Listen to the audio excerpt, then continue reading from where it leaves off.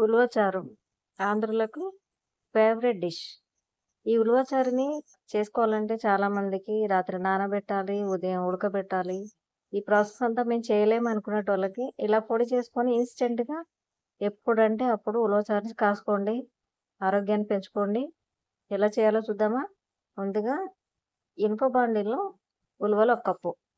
దాంట్లో ఒక 2 స్పూన్ల శనగపప్పు, ఒక 2 స్పూన్ల కందిపప్పు ఇవేసి ఒక 8 ఎండుమిరపకాయలు, కొంచెం ధనియా, కొంచెం జీలకర్ర, ఒక 10 మిరియాలు ఇవేసి ఫైన్‌గా వేపి అవి చల్లారిన తర్వాత మిక్సీ గిన్నెలో తీసుకొని దీనికి రుచికి సరిపడంత ఉప్పు. ఇప్పుడు ఉప్పు వేసుకొని మెత్తగా పొడి చేసి పెట్టుకోండి. ఇది ఎయిర్ కంటైనర్ దాంట్లో స్టోర్ చేసి పెట్టుకోండి. ఎప్పుడంటే అప్పుడు కావాలంటే మీరు ఖచ్చితంగా ఉలవచారు చేసుకోవాలి అని అనుకున్నప్పుడు మాత్రం ఈ పొడిని ఉపయోగించుకోండి. ఆ చారు కూడా ఎలా చేయాలో ఇప్పుడు నేను చెప్తా. గిన్నెలో నూనె పోసుకోండి. జీలకర్ర, ఆవాలు వేసి ఎండుమిర్చి, ఉల్లిపాయ, టమాటా, పచ్చిమిర్చి ఇవి వేసి లైట్‌గా వేగనియండి. దీంట్లో ఇప్పుడు ఉప్పు రుచికి సరిపోయేంత వేసుకోండి.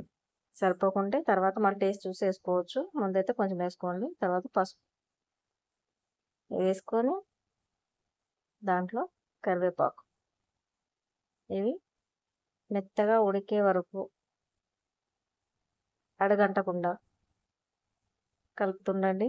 దీని మీద మూత పెట్టి మగ్గనివ్వండి. ఇంకా 2 నిమిషాలు అయిన తర్వాత టమాటా ముక్కలు మగ్గిపోయాయి. దాంట్లోనే ఒక 5, 6 వెల్లుల్లి చితిపి వేసుకోండి. ఉలవచారు ఫ్లేవర్‌ని చెడగొట్టకుండా ఉండడానికి ఎలాంటివి కూడా యాడ్ చేయకండి. ఉలవచారుని ఉలవచారులాగానే తిందాం. ఇందులో పుదీనా, కొత్తిమీర అలాంటియంతా వేయడం కూడా వేస్టే. ఎందుకంటే ఉలవలకే అమోఘమైన రుచి ఉంటుంది. ఆ రుచిని పోగొట్టుకోకుండా నార్మల్‌గానే చేసుకోవడానికి ట్రై చేయండి. సరే, ఇప్పుడు చింతపండు పులుసు పోసుకున్నాం కదా! దీంట్లో కారం వేయలేదు. మీరు గమనించారా? ఎందుకంటే పొడిలో ఆల్రెడీ కారం ఉంది, పచ్చిమిర్చి, కొన్ని చీలికలేసాం. అందులో తాలింపులో కూడా ఎండుమిరపకాయలేసాం కాబట్టి మనకి ఇక కారంతో పని లేదు. చింతపండుకు సరిపోయేన్ని వాటర్ వేసుకోండి. మీరు పులుపు ఎంత తినగలుగుతారో అంతవరకు వేసుకోండి. ఈ పొడిలోనే చింతపండు కూడా వేసుకోవచ్చు. కానీ కొంతమంది ఎక్కువ పులుపు తినేటోళ్ళు ఉంటారు. కొంతమంది తక్కువ పులుపు తినేటోళ్ళు ఉంటారు. అది బ్యాలెన్స్ చేసుకోవాలంటే కొంచెం తెలియని వాళ్ళకైతే కష్టం. అందుకని చింతపండు పులుసే పిసికి వేసేసుకోండి. బెటర్ ఆప్షన్ అది. ఇందులో మసులుతున్నప్పుడు ఒక 3 స్పూన్ల ఇందాక చేసి పెట్టుకున్న ఉలవ పొడిని వేసుకోండి. వేసుకొని ఒక 4, 5 నిమిషాలు మరగనిచ్చిన తర్వాత బాగా మరగనివ్వండి. తర్వాత చిక్కబడుతుంది. చూసారా?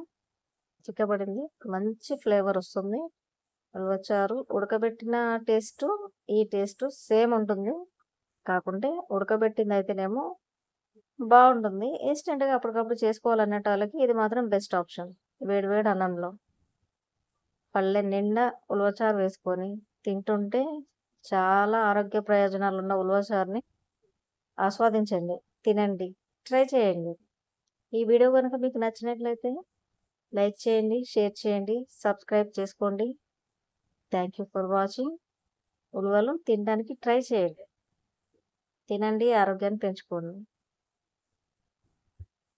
Thank you for watching.